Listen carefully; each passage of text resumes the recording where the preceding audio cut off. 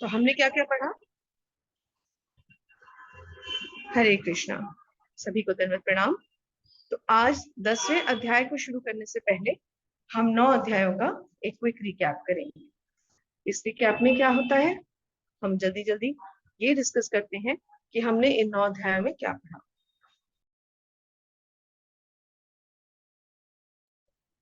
तो पहले अध्याय से जब हमने शुरुआत की तो भगवान अर्जुन की रथ को ठीक बीच में ले जाते हैं दोनों सेनाओं का निरीक्षण करने के लिए, और अर्जुन अपने स्वजनों को देख करके धनुष छोड़ देते हैं और कहते हैं कि मैं ये युद्ध नहीं करूंगा।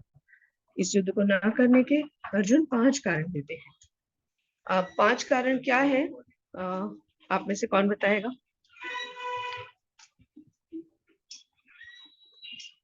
हरे कृष्णा माता जी, मैं बताता हूँ। बताएं प्रभु जी। आवाज आ रही है माता जी? हाँ हाँ, हेलो। बिल्कुल आ रही है। हाँ माता जी, पहला है मुझे दया आ रही है, और दूसरा कोई आनंद नहीं मिलेगा, और पाप लगेगा, और स्त्रियां दूषित हो जाएंगी, और असमंजस दुविधा। हो गया माता जी। हरे कृष्णा।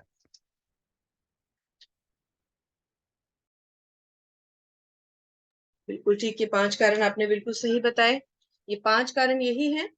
इसके बाद दूसरे अध्याय में भगवान ने अर्जुन को आत्मा का ज्ञान दिया। तो आप में से कौन बताएंगे दूसरे अध्याय में हमने क्या पढ़ा था?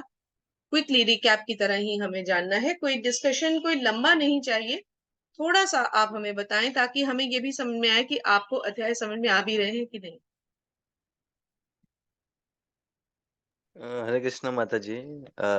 गीता का सारांश था ना, उसमें उसमें ऑलमोस्ट श्री कृष्ण जी ने सभी बताया, मतलब कर्म वगैरह, मतलब थोड़ा थोड़ा बताया, सबकी झलक झलक बताई थी, कर्म बिल्कुल आत्मा के बारे में वगैरह।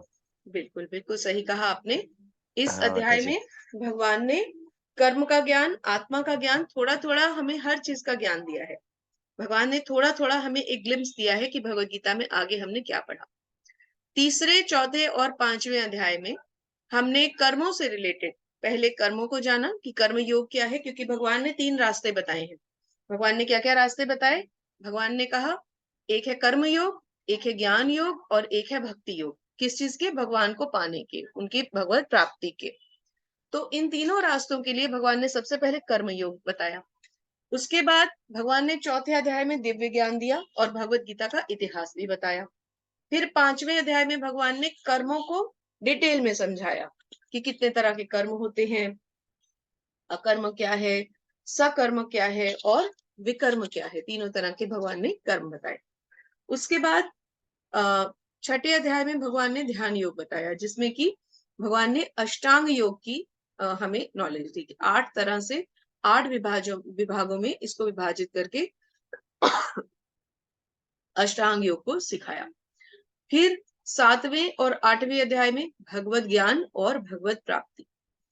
भगवत ज्ञान क्या है? भगवान का दिया हुआ दिव्य ज्ञान कि वे ही सर्वत्र हैं और वो सब में है, लेकिन सब में लिप्त नहीं है।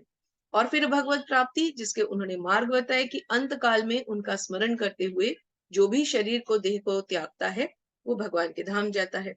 और क्या समझाया कि जो देवताओं की पूजा करता है वो देवलोक जाता है, जो पितरों की पूजा करता है पितृलोक जाता है, लेकिन जो भगवान की पूजा करता है वो भगवान के धाम जाता है।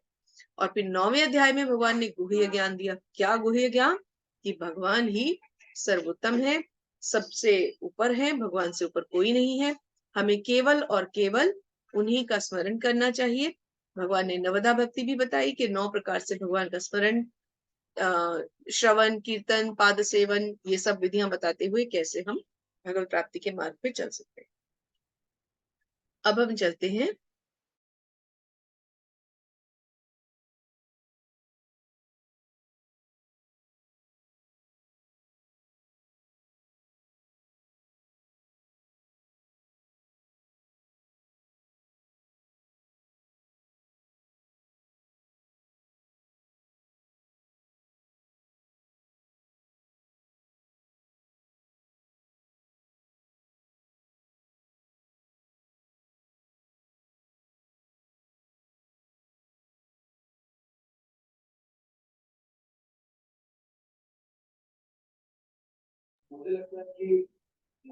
आवाज नहीं आ रही।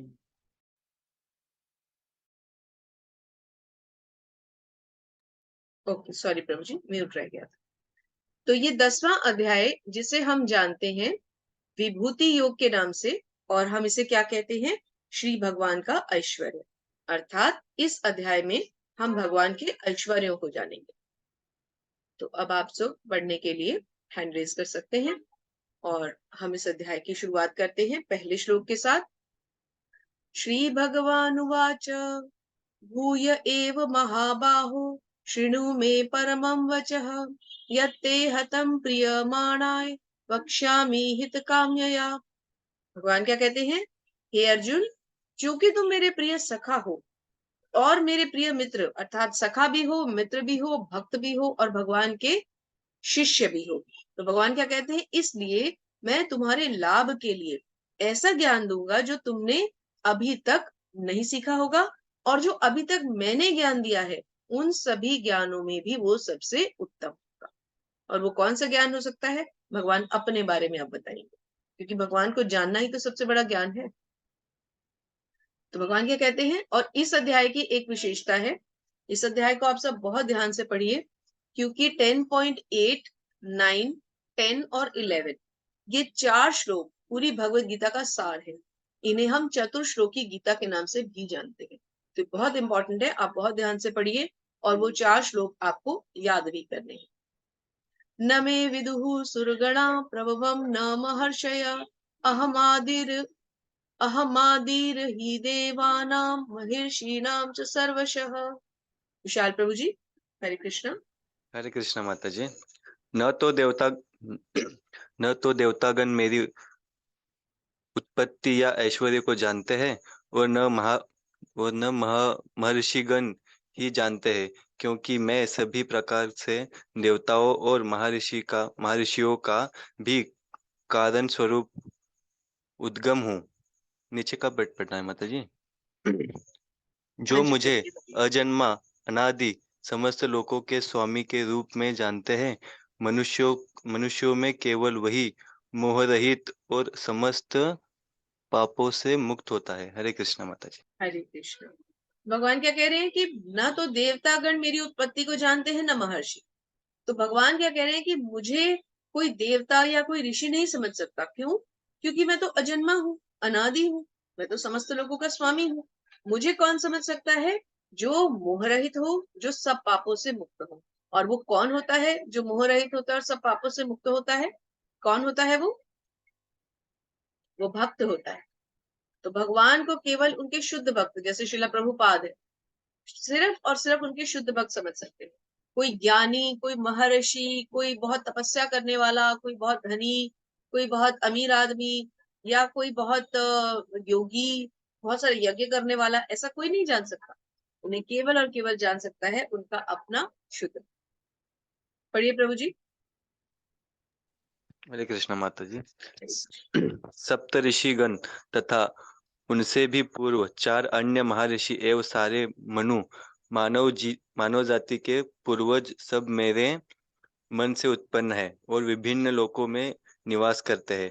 निवास करने वाले सारे जीव उनसे अवतरित होते हैं। हरे कृष्ण माता जी। हरे कृष्ण। तो यहाँ भगवान क्या बता रहे हैं कि मानव जाति के पूर्वज कौन थे? मनु। और वो सब कहाँ से उत्पन्न होते हैं? मेरे मन से। इससे क्या तात्पर्य हमको निकालना चाहिए कि जितने भी जीव इस प्रकृति में है, इस सृष्टि में है, वो सब के सब केवल और केवल भगवान के ही कारण उत्पन्न हुए। और मनु जाति के पूर्वज कौन है? मनु। एतां विभूति योगम च मम यो वेत्ति तत्त्वतः सो विकल्पेन योगेन युज्यते नात्र संशयः। जो मेरे इस ऐश्वर्य और योग से पूर्णतया आश्वस्त है, वो मेरी अनन्य भक्ति में तत्पर है, इसमें तरफ भी संदेह नहीं है। भगवान क्या कह रहे हैं कि जो मेरे ऐश्वर्य को समझता है, जो मेरे इस योग से पूरी तरह से आश्वस्त है, मतलब जिसको मुझ पे पूरा विश्वास है, वो मुझे, ना तो वो मुझे बुला सकता है ना मैं उसे बुला सकता हूँ। वो भगवान का प्रिय और भगवान उसके प्रिय। अब 4 श्लोकों की चतुर्श्लोकी गीता क्या कहती है? ये चतुर्श्लोकी गीता, इसके 4 श्लोक क्या हैं? पहले हम चारों श्लोक देखेंगे, और इनको आपको याद भी करना है। ठीक है, आपको इन 4 श्लोकों को याद करना है। कोशिश कीजिए इनको बाय हार्ट करने की, इनके अनुवाद याद करने की, इनके तात्पर्यों को भी अच्छी तरह पढ़ने की। ठीक है, तो पहला श्लोक, अहम सर्वस्य प्रभवो मत्तः सर्वं प्रवर्तते इति मत्वा भजन्ते मां बुधा भावा समन्विता। 10.8, 9, 10 और 11 मैं 4 श्लोक एक साथ पढ़ रही हूँ, आप केवल सुनिए और फिर आपकी स्क्रीन पर भी ये आते गए। तो फिर से एक बार रिपीट कर रही हूँ, अहम सर्वस्य प्रभवो मत्तः सर्वं प्रवर्तते इति मत्वा भजन्ते मां बुधा भावा समन्विता। मच्चित्ता मदगत्राणां बोधयन्ता परस्परं कथयिष्यन्ति मां युक्तं तुष्यन्ति च रमन्ति च तेषां सततयुक्तानां भगतां प्रीतिपूर्वकं ददामि बुद्धियोगं तं येन मामुपयान्ति ते तेषामेवानुकम्पार्थम् अहम् अज्ञानजं तमः नास्यामि आत्मभावस्तः ज्ञानदीपेन भास्वता। आपको ये 4 श्लोक याद करने हैं। इनमें भगवान क्या कह रहे हैं? भगवान कहते हैं, मैं समस्त आध्यात्मिक और भौतिक जगतों का कारण हूँ, मुझसे ही प्रत्येक वस्तु उद्भूत हुई है।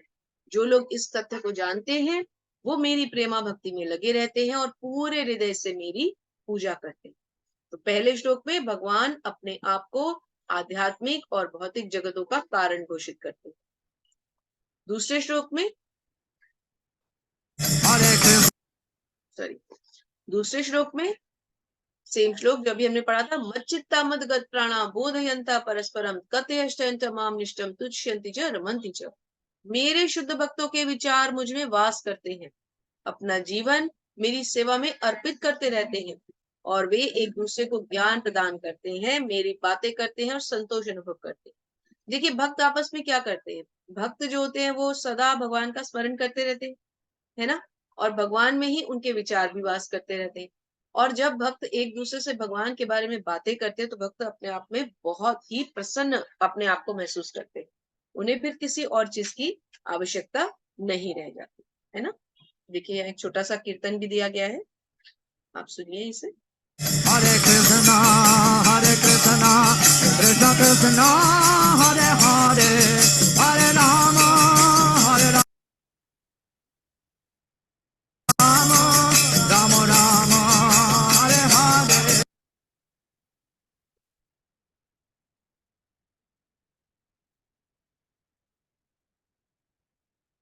हरे कृष्ण कृष्ण कृष्ण हरे हरे हरे राम राम राम हरे हरे। हरे कृष्ण कृष्ण कृष्ण हरे हरे हरे राम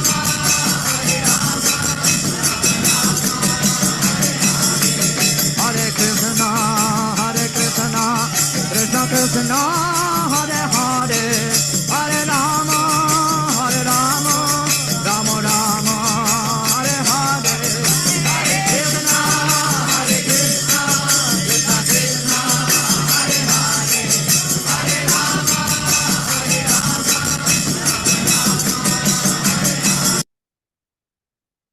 हरे कृष्ण कृष्ण कृष्ण हरे हरे हरे राम हरे कृष्ण कृष्ण कृष्ण हरे हरे हरे राम राम राम हरे हरे। हरे Krishna Krishna Krishna Hare Hare Hare Ram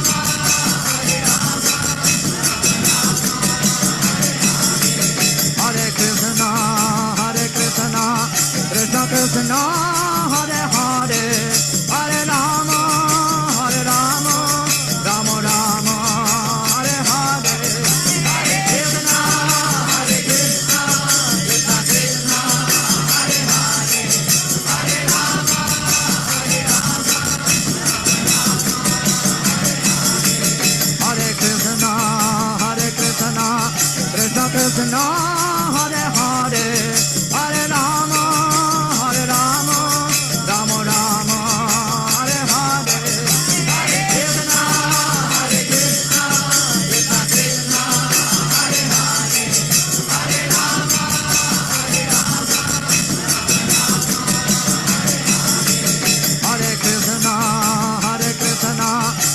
Krishna, Hare Hare, Hare Rama,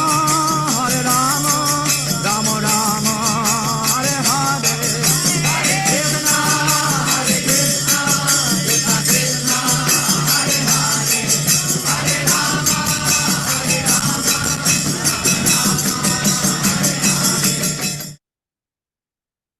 Hari बोल, हरे कृष्णा। आपने प्रभुपाद का कीर्तन देखा? ये तो आपका सौभाग्य है कि आपको प्रभुपाद जी का कीर्तन देखने को मिल रहा है। कैसे प्रभुपाद अपने शिष्यों के साथ शुद्ध भक्तों की टोली में कैसे प्रभुपाद देखिए गा रहे हैं, नाच रहे हैं, भगवान की सेवा में प्रभुपाद एकदम मगन हुए पड़े हैं। कितनी बड़ी बात है, आपने गुरुदेव श्री प्रभुपाद को इस तरह से देखा, तो ये सब आपका सौभाग्य है। श्री प्रभुपाद की जय। अगले श्लोक पे चलते हैं। तेषां सतत युक्तानां भजतां प्रीतिपूर्वकं ददामि बुद्धि योगम तम ये नमामुपयान्ते। जो प्रेम पूर्वक मेरी सेवा करने में निरंतर लगे रहते हैं, अर्थात जो भगवान की सेवा करते हैं, कैसे? प्रेम पूर्वक और निरंतर करते हैं, छोड़ते नहीं है, उन्हें मैं ज्ञान प्रदान करता हूँ जिसके द्वारा वह मेरे तक आ सकते हैं। यहाँ भगवान अपने तक पहुंचने का मार्ग बता रहे हैं। और 11वें श्लोक में भगवान क्या कह रहे हैं? तेषामेवानुकं पार्थम अहम अज्ञान जन तमः नाश्याम आत्म भावस्तु ज्ञान दीपेन भास्वता। मैं उन पर विशेष कृपा करने हेतु उनके हृदयों में वास करता हूं और प्रकाशमान दीपक के द्वारा अज्ञान के अंधकार को दूर करता हूं। भगवान क्या कह रहे हैं? कि मैं अपने प्रकाश के द्वारा, अपने ज्ञान के प्रकाश से ऐसे सुंदर भक्तों के हृदयों को प्रकाशित करता हूं। अब 12वां और 13वां श्लोक। रवीना माता जी रेडी रहिएगा, श्लोक के बाद आप अनुवाद पढ़ने के लिए अनम्यूट करके रखिएगा। अर्जुन उवाच परम ब्रह्म परम धाम पवित्रम परमं भवान पुरुषं शाश्वतं दिव्यम आदिदेवमजं विभुम् आहुस्त्वां ऋषयः सर्वे देव ऋषि नारस्तदा असितो देवलो व्यास स्वयं चैव ब्रवीषि मे। पढ़िए माता जी, रवीना माता जी पढ़िए। हरे कृष्णा माता जी। हरे कृष्ण। अर्जुन ने कहा, आप परम भगवान, परम धाम, परम पवित्र, परम सत्य हैं। आप नित्य नित्य दिव्य आदि पुरुष, अजन्मा तथा महानतम हैं। नारद, असित, देवल तथा व्यास जैसे ऋषि आपके इस सत्य की पुष्टि करते हैं और अब आप स्वयं भी मुझसे कह रहे हैं। हरे कृष्णा माता जी। हरे कृष्ण माता जी। तो अर्जुन क्या कह रहे हैं कि अब अर्जुन भगवान को, ये बहुत इंपॉर्टेंट है, आप ये 10वां अध्याय वैसे भी बहुत इंपॉर्टेंट माना जाता है। इसमें आपको बहुत सारे साक्ष्य प्रमाण मिलते हैं। पहले तो चतुश्लोकी गीता आपने सुनी भगवान के मुख से, अब अर्जुन भगवान को परम सत्य बता रहे। अर्जुन क्या कह रहे हैं? आप परम भगवान है, परम धाम है, परम पवित्र है और परम सत्य है। आप अजन्मा है, महानतम है और नित्य है। और सभी ऋषि मुनि, नारद जी, देवल, असुर सब आपके इस ज्ञान से आप पे, मतलब आपके इस उपकार के नीचे है। तो इससे हमें क्या पता चलता है कि भगवान को अर्जुन ने यहाँ पर, देखिए पहले अर्जुन भगवान को क्या मानते थे? अपना एक संबंधी, उनकी बुआ के बेटे थे वो। फिर क्या मानने लगे? अपना मित्र। फिर दूसरे अध्याय में अर्जुन ने भगवान को क्या माना? अपने गुरु, है ना। और अब अर्जुन भगवान को क्या मान रहे हैं? भगवान। और भगवान भी किस रूप में? परम सत्य, परम पवित्र, परम धाम के रूप में, है ना। तो देखिए कैसे धीरे धीरे अर्जुन की प्रवृत्ति भगवान के प्रति, उसकी दृष्टि चेंज हो रही है।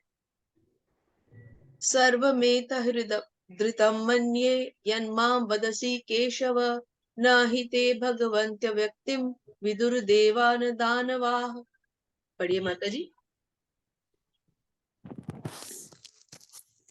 हे कृष्ण, आपने मुझसे जो कुछ कहा है उसे मैं पूर्णतः सत्य मानता हूँ। हे प्रभु, ना तो देवतागण ना असुरगण ही आपके स्वरूप को समझ सकते हैं। हे परम पुरुष, हे सबके उद्धम, हे समस्त प्राणियों के स्वामी, हे देवों के देव, हे ब्रह्मांड के प्रभु, निसंदेह एकमात्र आप ही अपने को अपनी अंतर्गत शक्ति से जानने वाले हैं। हरे कृष्ण माता जी। हरे कृष्ण।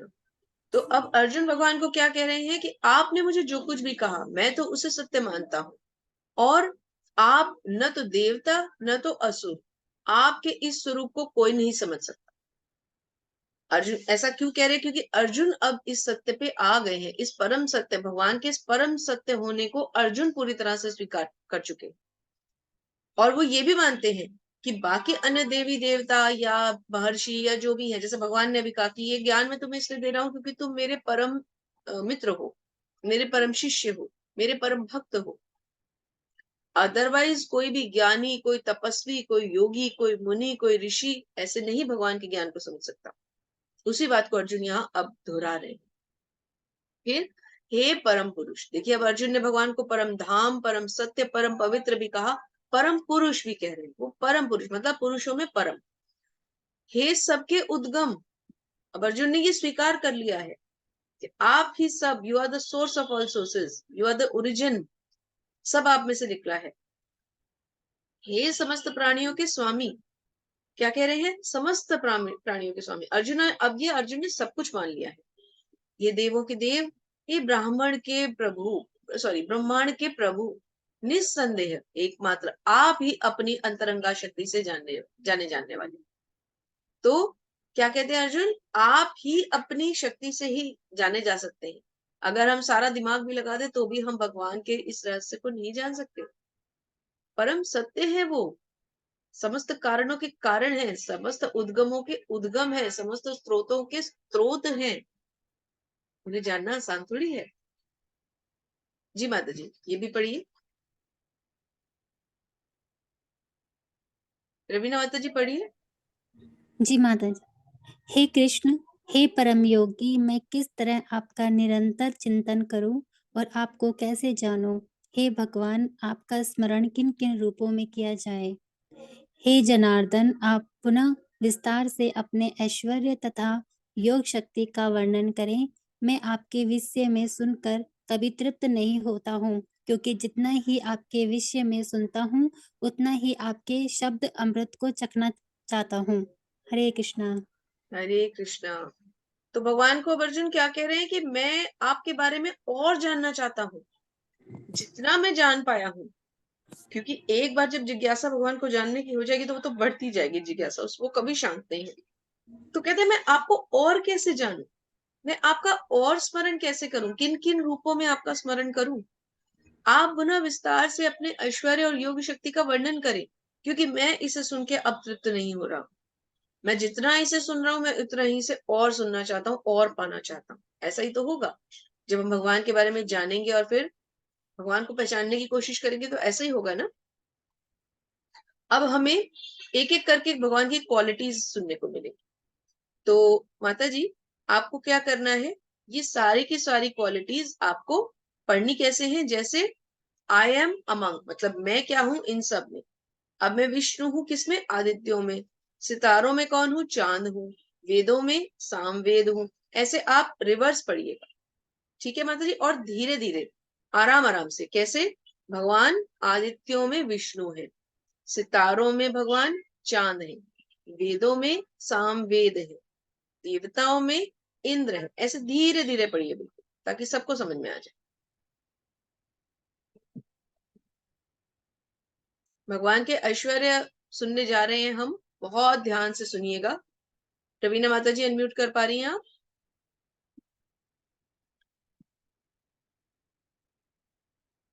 ओके, कोई बात नहीं, अनम्यूट नहीं हो पा रही शायद वो। विशाल प्रभु जी, आप अनम्यूट कर हरे सकते हैं। कृष्णा माता जी। हाँ माता जी। बहुत धीरे धीरे आराम आराम से, और प्लीज सभी इसको बहुत ध्यान से समझें। पढ़ो माता जी।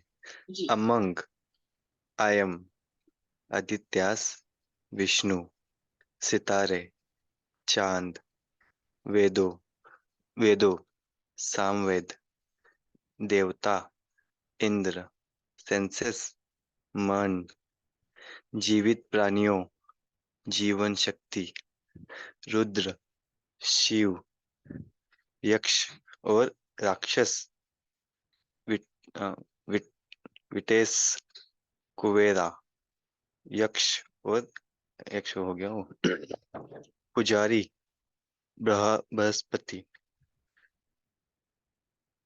जनरल, स्कंद, जलाशय, सागर, साधु, भृगु, ध्वनि कंपन, एयम, पवित्र नाम जप, त्याग, अचल चीजें, हिमालय, पेड़, होली, फिग, अक्षत्य,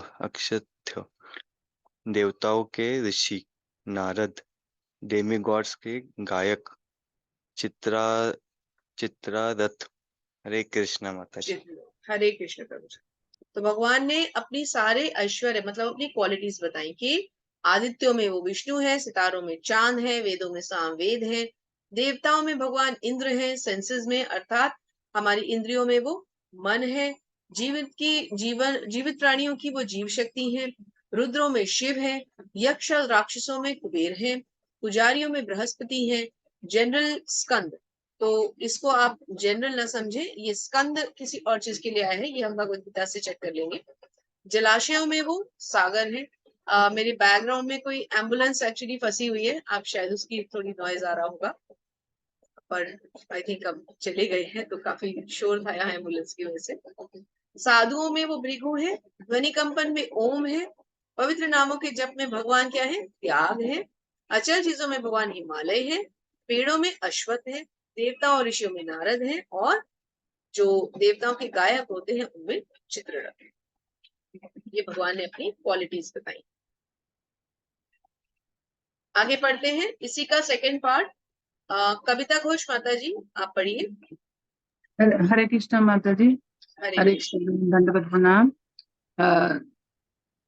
पुरुषों में मैं सम्राट हूँ, हथियार शस्त्र में वज्र, गायों में सुरभि, सुरभि गाय, एंड प्रोक्रिएटर्स में क्यूपिड, सांप में मैं बासुकी हूँ, नागों में अनंत, जलीय देवता वरुण देवता, एंड पूर्वजों में आर्यमा, कानून के डिस्पेंसर यमराज, दैत्य दानव प्रहलाद, एंड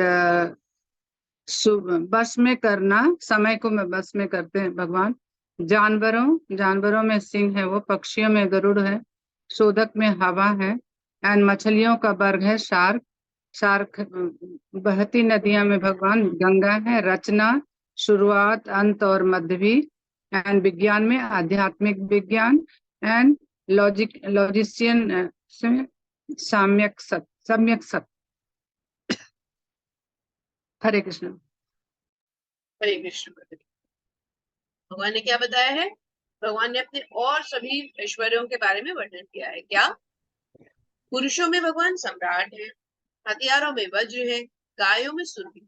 अब ये सुरभि कौन है, सुरभि भगवान की सबसे फेवरेट गाय है। फिर सांपों में वासुकी, नागों में अनंत। अनंत कौन है, हम बलराम जी को भी अनंत शेष कहा जाता है। क्यों, क्योंकि बलराम जी जो है वो भगवान, जैसे भगवान अपनी शैया पे होते हैं, जो उनकी शैया के आप चारों तरफ शेष नाग देखते हैं, वो अनंत, वही बलराम जी है, वो उन्हीं का स्वरूप है। जलीय देवताओं में वरुण है, पूर्वजों में अर्यमा है, और कानून के रखवालों में कौन हुए, यमराज जी। देखिए सबसे कड़े कानून किसके हैं, यमराज जी के हैं ना, क्योंकि जब यमराज जी जस्टिस करते हैं तो फिर कोई उनके दायरे से बच नहीं सकता ना, सबसे ज्यादा कठोर कानून नहीं के तो है। तो आप इस बात को समझिए कि भगवान हर चीज का जो बेस्ट फैक्टर है वो है। जैसे दैत्यों और दानवों में प्रहलाद। अब दैत्य तो बहुत सारे हमने सुने, कितने सारे राक्षसों के हमने अब तक नाम सुने हैं, कंस भी था, हिरण्यकश्यप भी था, लेकिन प्रहलाद महाराज का नाम क्यों लिया गया, क्योंकि वो सबसे उत्तम दैत्य थे। दैत्य होने के बावजूद भी वो भगवान के परम भक्त हैं। फिर वश में करना, इसमें कौन हुए, समय। सबसे ज्यादा हमें कौन अपने वश में करता है, समय। हमारी समय के आगे हमारी बिल्कुल नहीं चलती ना, तो समय हमें वश में कर लेता है। जानवरों में भगवान शिव है, पक्षियों में गरुड़ राज, शोधक में हवा है, मछलियों में शार्क, बहती नदियों में गंगा, और आध्यात्मिक ज्ञान विज्ञान में भगवान, सॉरी, विज्ञान और ज्ञान विज्ञान में भगवान आध्यात्म। ठीक है, ये हमें समझ में आया। तो ये 10.21 से लेके 38 तक यहाँ तक आया। अब आगे चलते हैं। अब देखते हैं और कौन पढ़ने के लिए है। सुजल प्रभु जी। माता जी। कंप्लीट कर दूं इसको? अच्छा चलिए आप कर लीजिए माता जी, कोई बात जी नहीं। जी करिए माता जी करिए। ओके। इसमें है ना, महिलाओं में प्रसिद्धि, भाग्य, भाषण, स्मृति, बुद्धि, विश्वास और धैर्य, भजन, भरत क्षमा, कविता, गायत्री, महीने, मरुसरिया, मार्ग मार्गशिरा, मार्गशीर्ष, मार्गशीर्ष, हाँ मार्गशीर्ष भी कहते हैं, मार्गशिरा भी कहते हैं। मार्गशिरा, यस, ऋतु, वसंत ऋतु, एंड चीट्स, जुआ, स्प्लेंडिड, धूमतान, एने क्या होता है? एने विक्ट्री, एडवेंचर, बलवान, बल, and descendants of Vrishni, Vasudeva, Pandavas, Arjuna, साधु, साधु में व्यास, विचारकों में आसना, उष्णा, punishments, rod of chastisement, chastisement, victory, seekers, morality, last से नहीं आ रहा है माता जी। सीक्रेट्स में शांति, शांति है क्या? है नीचे नहीं आ रहा प्रिंट। शांति, शांति।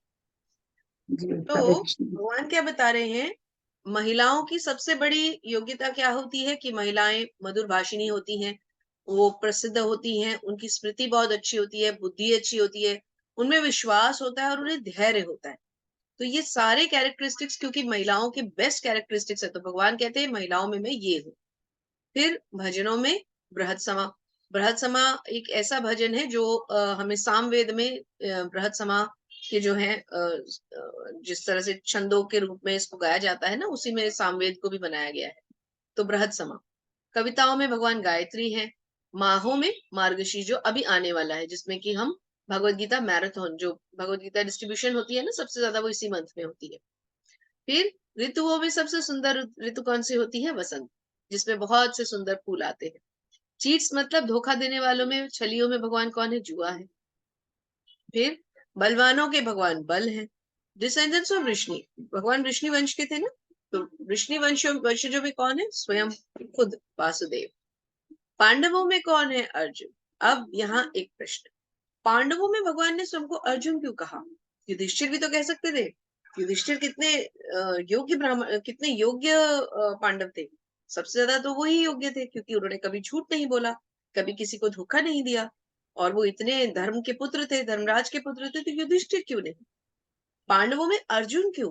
क्या भगवान ने यहाँ डिक्लेयर कर दिया है कि सबसे सर्वश्रेष्ठ पांडव अर्जुन थे? जी हाँ, भगवान क्योंकि हर उनके वो चीज में, सारथी थे और भक्त थे, साथी वेरी मित्र गुड, भी थे। बिल्कुल सही।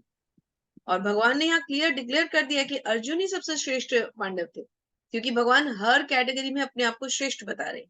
तो इसका मतलब अर्जुन ही सबसे श्रेष्ठ पांडव थे। क्यों? क्योंकि वो भगवान के मित्र भी थे, शिष्य भी थे और भक्त भी थे। साधुओं में व्यास, और फिर सीक्रेट्स में शांति, और कुछ अन्य भी हैं, हम सारे इसलिए नहीं पढ़ रहे कि हमें इस चैप्टर को आगे कंप्लीट करना है। यहाँ पर देखिए देवी देवताएं और अन्य योनियां दिखाई गई है।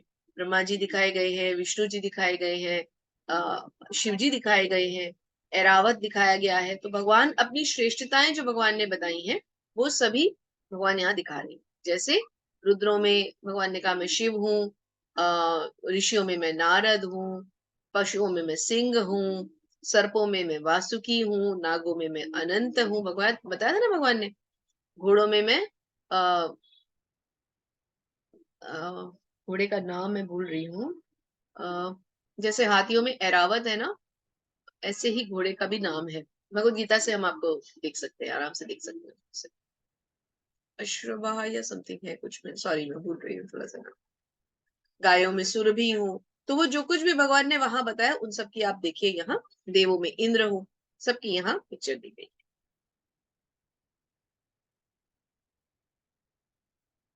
यही नहीं अर्जुन, मैं समस्त सृष्टि का जनक बीज हूँ। ऐसा चर और अचर कोई प्राणी नहीं जो मेरे बिना रह सके।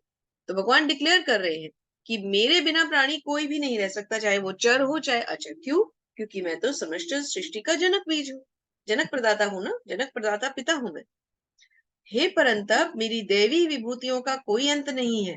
मैंने जो कुछ भी तुमसे कहा वो तो मेरी विभिन्न विभूतियों का संकेत मात्र है। भगवान क्या कह रहे हैं?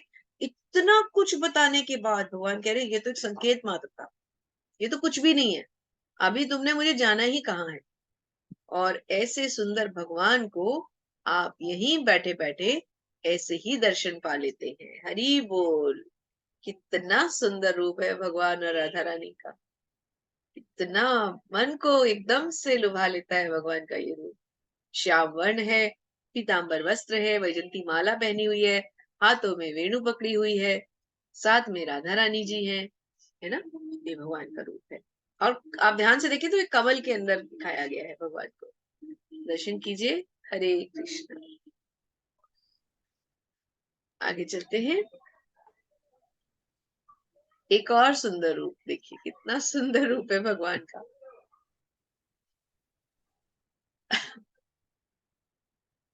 चलिए श्लोक पढ़ते हैं। यद्यदि भूति मत्स्य सत्यम श्रीमधुर्जितर्वमेव वा तत्तदेवावगच्छ त्वं मम तेजो अश संभवम। सुजय प्रभु जी पढ़िए। हरे कृष्ण माता जी।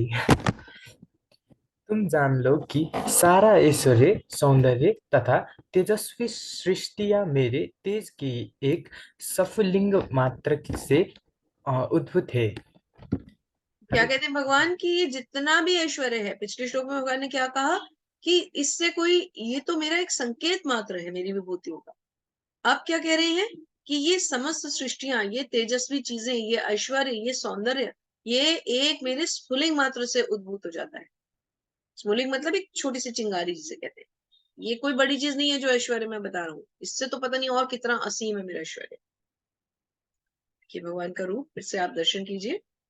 साथ ही हम अंतिम श्लोक पढ़ते हैं इस अध्याय का। अथवा बहुनैतेन किम ज्ञातेन तवार्जुन विष्टभ्यामहिदं विष्टभ्याहमिदं कृत्स्नम् एकांशेन स्थितो जगत्।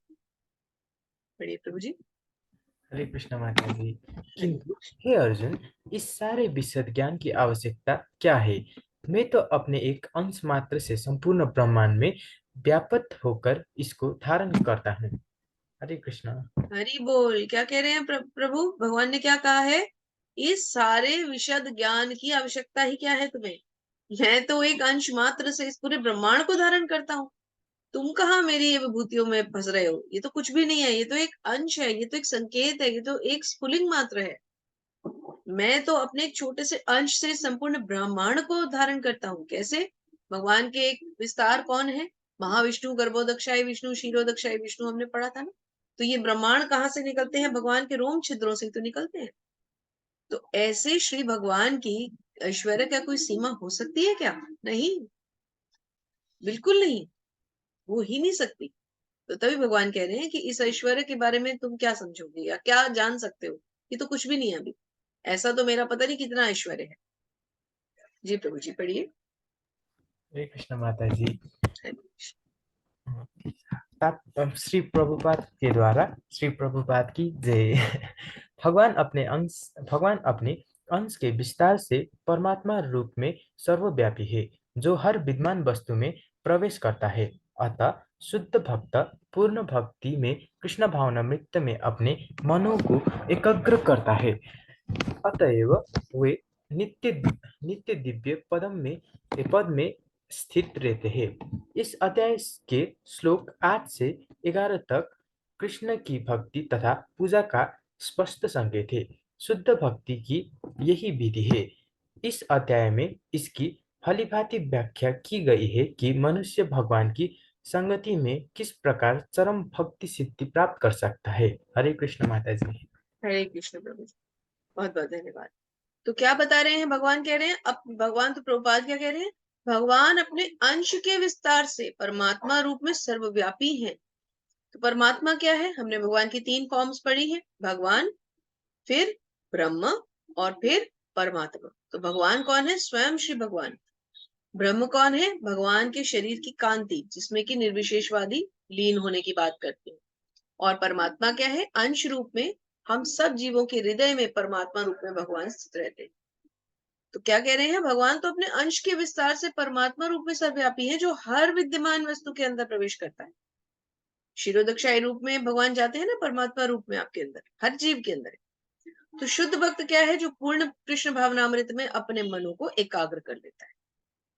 तो इस अध्याय में भगवान भक्ति का संकेत दे रहे हैं कि भगवान की पूजा कैसे की जाए, मनुष्य भगवान की संगति में किस प्रकार चरम भक्ति सिद्धि प्राप्त कर सकता है, इसकी व्याख्या इस चैप्टर में की गई। तो यहाँ पर हम रेफरेंसेस जानते हैं कि 10.1 से 10.7 तक हमने क्या सीखा कि भगवान अनजाने हैं और सभी के स्तोत्र हैं। फिर 8 से 11 में चतुश्लोकी गीता, भगवद गीता का सार। फिर 12 से 18 में अर्जुन ने कृष्ण के सर्वोच्च पद को स्वीकार किया। क्या कहा अर्जुन ने? पहले चतुश्लोकी में हमने क्या सीखा? 10.8 से 11 भगवान कहते हैं अहम सर्वस्व प्रभु हूं, मैं ही सब चीजों का उद्गम हूँ, भौतिक का भी आध्यात्मिक का भी। फिर सेकंड में क्या कहते हैं? 10.9 में मच्चित्ता मदगत प्राण बोधयंता परस्परम तुष्यंतश्च माम नित्यम तुष्यन्ति च रमन्ति च। क्या कहते हैं? सॉरी, कथयंतश्च माम नित्यम तुष्यन्ति च रमन्ति च। जो जिनके विचार मुझ में वास करते हैं, क्या कहते हैं? जो मेरे बारे में बातें करते हैं वो प्रसन्न रहते हैं, संतुष्ट रहते हैं। फिर 10.10 में क्या सीखा? तेषाम सतत युक्तानां भवतां प्रीतिपूर्वकम ददामि बुद्धि योगम तम ये नमामुपयान। ददामि बुद्धि योगम तम, उनको मैं बुद्धि देता हूँ। किनको? जो मेरे बारे में सोचते हैं, जिनके विचार मुझ में वास करते हैं, जो मुझे प्रेममयी भक्ति द्वारा जानना चाहते हैं। प्रीतिपूर्वकम है ना, प्रेम पूर्वक सेवा। फिर 11 में क्या कहते हैं? तेषामेवानुकंपार्थम अहम अज्ञान जंतमः नास्याम आत्मभावस्तो ज्ञान दीपेन भास्वति। क्या कहते हैं? कि जिनके उन भक्तों के, जो भक्त मुझ में अपनी निष्ठा को स्थिर कर देते हैं, उनके हृदयों में मैं अज्ञान का ज्ञान का प्रकाश फैलाता हूँ, जिससे कि हृदय की अज्ञानता दूर हो जाती है ना। तो भगवान अपनी विभूतियों का वर्णन दे रहे हैं। 10.12 से लेके 18 तक अर्जुन भगवान को स्वीकार करते हैं। क्या? परम धाम, परम पुरुष, परम सत्य, है ना। और फिर 19 से 42 में भगवान अपनी विभूतियों का वर्णन करते हैं। तो यहाँ पे यह अध्याय समाप्त होता है।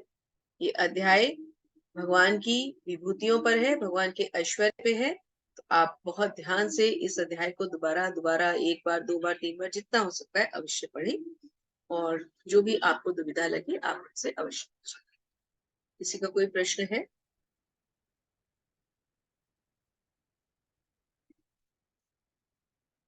सुजल प्रभु जी, आपका प्रश्न है? हरे कृष्णा माता जी, क्या आप एक बार वो 10.8 का वो स्लाइड दिखा सकते हैं माता जी?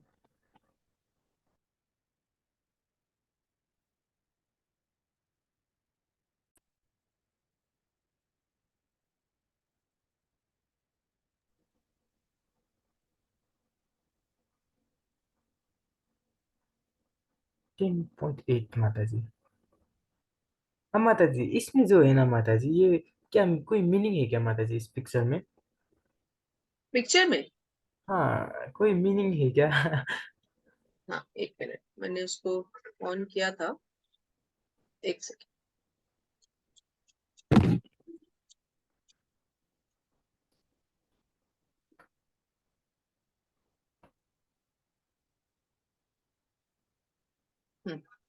ये प्रभु जी, सुजल प्रभु जी, ये भगवान का जो नारायण रूप है, इसमें आप देखिए भगवान के रोम छिद्रों से ये ब्रह्मांड बाहर आ रहे हैं।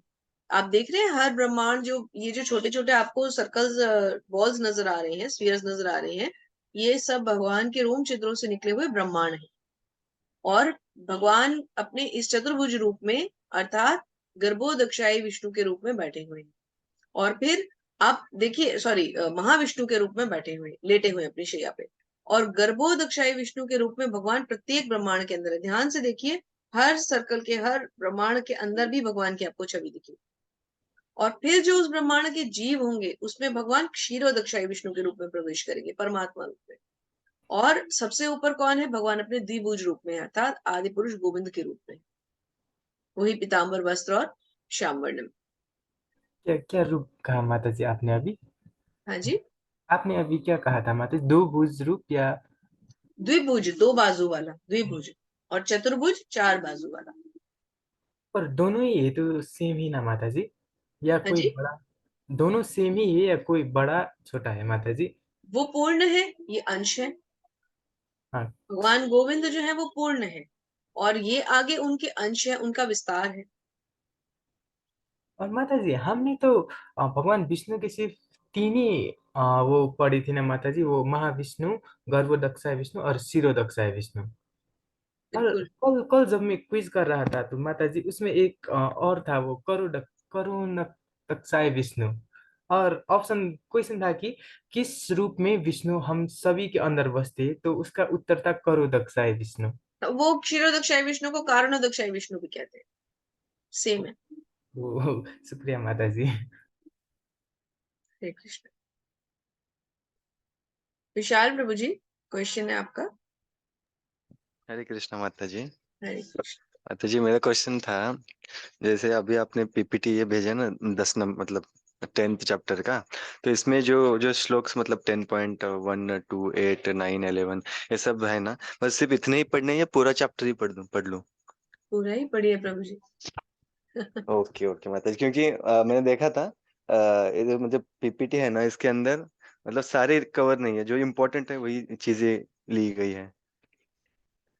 इसमें तो देखिए ये पीपीटीज, 1 घंटे में हम भगवत गीता का चैप्टर क्या पढ़ेंगे? आप नहीं तो नहीं जानते कर हैं सकते, कितना हाँ विस्तृत करेक्ट है है। ना? हाँ तो हाँ हाँ, लेकिन लेवल 2 में यही जो है आपको फिर डिस्क्रिप्शन में आएगा। एक्चुअली डिटेल में, ये हाँ लेवल्स ओके। इसीलिए बनाए हैं, जैसे लेवल 1 में आप सिर्फ इसका एक एरियल व्यू ले रहे हैं, एक आप इसको हम्म। पूरी इसकी इंट्रोडक्शन समझ रहे हैं। फिर अच्छा। आपको अपना लेवल 2 में जो है आपको ये डिस्क्रिप्शन के साथ मिलेगी भगवत गीता। लेवल 3 ओके में आप डिस्क्रिप्शन भी करेंगे और साथ में अन्य ग्रंथ भी ऐड हो जाएंगे, ईशोपनिषद, भक्ति रसामृत सिंधु, उपदेशामृत। लेवल 3 में, लेवल 4 में आप उन्हीं चारों ग्रंथों को, मतलब भगवत गीता, ईशोपनिषद, उपदेशामृत और भक्ति रसामृत सिंधु, इन चारों ग्रंथों को प्रेजेंटेशन फॉर्म में पढ़ेंगे। आप पीपीटीज आप बनाएंगे और उसको प्रेजेंट करेंगे। 7-8 लोगों का ग्रुप होगा, आप लोग सब मिलकर पीपीटी बनाएंगे और फिर आपको क्वेश्चंस दिए जाएंगे जिनके आप उनके आंसर ढूंढेंगे और फिर प्रेजेंट करेंगे ओपन फोरम में। 200-250 लोग आपको बैठ के सुन रहे होंगे। बहुत ओके आनंद माता आता जी है उसमें। और फिर ओके। लेवल 5 ओके जो है वो भक्ति शास्त्री है, ऐसे है। अच्छा, अब सुन के गुज़बम्स आ रहे हैं माता जी में। ठीक है। गूज़बम्प्स आना तो अच्छी बात है कि आपको अंदर से हर्ष हो रहा है, उल्लास हो रहा है, हाँ एक्साइटमेंट है। ओके, धन्यवाद माता जी। हरे कृष्ण। हरे कृष्ण। तो अब अगर कृष्ण किसी माता और जी। का कोई प्रश्न ही नहीं है। माता हाँ जी जी, ये लेवल आपने जो कहा था ना, ये लेवल होता है, तो ये लेवल में पार्टिसिपेट कैसे करेंगे माता जी? एक के बाद एक ऑटोमेटिकली होता जाएगा। जैसे आप लेवल 1 कंप्लीट करेंगे आपका सर्टिफिकेट आएगा, प्रोवाइडेड कि अपना क्विज टाइम से सबमिट करें। जब आपके सारे क्विज कंप्लीट हो जाएंगे, सर्टिफिकेट आ जाएगा, फिर आप लेवल 2 कर सकते हैं। आपको अपने आप वहां से मैसेजेस आने शुरू हो जाएंगे लेवल 2 के, आपके ग्रुप में आ जाएंगे मैसेज। फिर हम्म, लेवल 2 में आप जब लेवल 2 के क्वेश्चंस कंप्लीट करेंगे, लेवल 2 में असाइनमेंट्स जो है वो ऐसे ऑनलाइन सबमिट होने वाली है, या तो मेरा ख्याल लिख के करने वाली है, वो मुझे ध्यान नहीं है। फिर वो जब कंप्लीट कर लेंगे आप, फिर लेवल 3 आना शुरू हो जाएगा। फिर लेवल 3 करेंगे तो साथ साथ लेवल 4 का आना शुरू हो जाएगा। एक एक करके आप स्टेप्स करते जाएंगे, असाइनमेंट्स कंप्लीट करके सर्टिफिकेट्स लेते जाएंगे और नेक्स्ट लेवल में आपको एडमिशन मिलता जाएगा, प्रोवाइडेड कि आप क्वालिफाई कर जाए। धन्यवाद माता जी। और माता जी ये चर और अचर का एक बार बता दीजिए ना माता जी। जड़ और चेतन होता है, जैसे जो स्थिर है और जो चलायमान है। जैसे पहाड़ है वो स्थिर है, और जैसे कि पेड़ है तो उनमें जीवात्मा तो उनमें है। तो जैसे जीवात्मा पहाड़ों में भी है और पेड़ों में भी है, लेकिन वो चल सकते हैं, वो नहीं चल सकते, वो सांस ले सकते हैं, वो नहीं ले सकते। वो चलायमान है, गतिशील है, वो स्थिर है। तो ये डिफरेंस। धन्यवाद माता जी। हरे कृष्ण। तो फिर विराम देते हैं आज के सत्र को यहीं पे।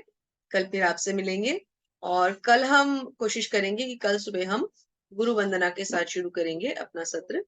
और बहुत ही सुंदर प्रार्थना है गुरु के लिए, सुबह 7:30 बजे की दर्शन आरती के बाद गाई जाती है। बहुत सुंदर प्रार्थना है और उसमें हम श्रील प्रभुपाद को समर्पित करते हुए कल वो प्रार्थना गाएंगे। तो आप सबका बहुत बहुत धन्यवाद। आप सभी को प्रणाम करते हैं। वांछा कल्पतरुभ्यश्च कृपा सिंधुभ्य एव च पतितानां पावनेभ्यो वैष्णवेभ्यो नमो नमः। अनंत कोटि वैष्णव वृंद की जय।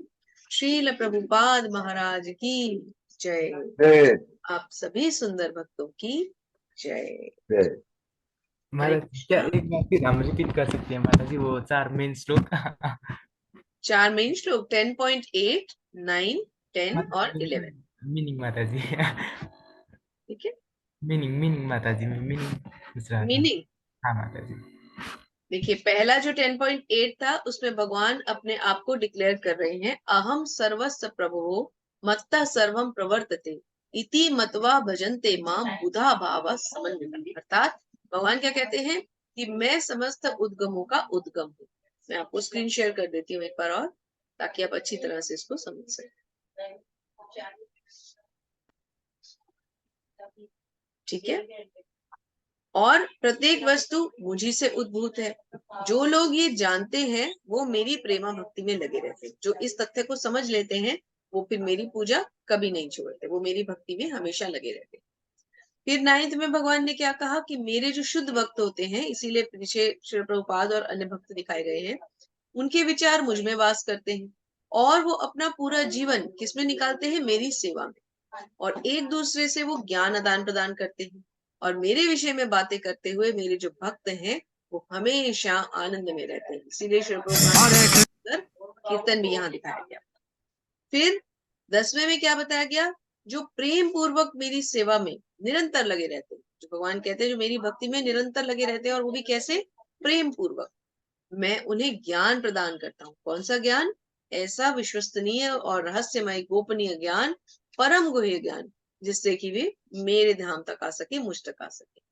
और फिर 11th क्या है कि मैं उन पर विशेष कृपा करने के लिए उनके हृदयों में वास हुए करते हुए ज्ञान के प्रकाशमान दीपक के द्वारा अज्ञान को दूर करता हूँ। तो भगवान क्या कह रहे हैं? ऐसे भक्त जिनके विचार मुझ में वास करते हैं, जो मेरी अनन्य भक्ति करते हैं, जो प्रीति पूर्वक मेरी सेवा करते हैं और आजीवन मेरी भक्ति में लगे रहते हैं, मैं उनके हृदय से सारा अज्ञान मिटा देता हूँ। किसके द्वारा? ज्ञान के प्रकाश के द्वारा। ठीक है प्रभु जी। हाँ, बहुत खुश लगता है जब आप हंसते हंसते सभी उत्तर दे देते हैं। हरे कृष्णा। हरे कृष्ण प्रभु जी। धन्यवाद प्रणाम आप सभी को। पवन प्रभु जी, हरे कृष्णा, आपको बहुत बहुत धन्यवाद और धन्यवाद प्रणाम। तो कल आप सबसे फिर हम मिलेंगे और भगवद गीता का 11वां अध्याय विराट रूप के साथ। वांछा कल्पतरुभ्यश्च कृपा सिंधुभ्य एव च पतितानां पावनेभ्यो वैष्णवेभ्यो नमो नमः। अनंत कोटि वैष्णव वृंद की जय। श्रील प्रभुपाद महाराज की जय। आप सभी सुंदर भक्तों की जय। हरे कृष्णा। मीटिंग को यहाँ पे एंड करते हैं। आप सबका बहुत बहुत धन्यवाद।